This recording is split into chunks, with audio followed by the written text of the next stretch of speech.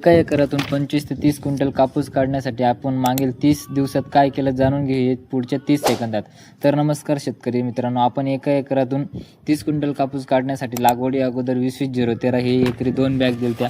त्यानंतर आपण ही 10 ते 12 दिवसांनी पहिली ड्रेंचिंग केली. त्यामध्ये आपण ह्युमिक गोल्ड घेतलं होतं, त्यामध्ये आपल्याला 98% हे ह्युमिक आहे. त्यानंतर आपण त्यामध्ये एक 19-19 हे विद्राव्य खत घेतलं होतं.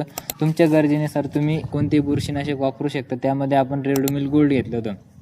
त्यानंतर 14 ते 15 दिवसांनी आपण ही पहिली फवारणी घेतली. त्यामध्ये आपण प्रोटॉन घेतलं होतं 30 ml प्रति 15 लिटर पंपासाठी.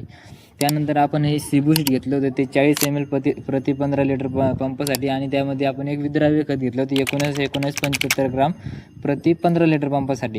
त्यानुसार तुम्ही गरजेनुसार एखादं बुरशीनाशक वापरू शकता.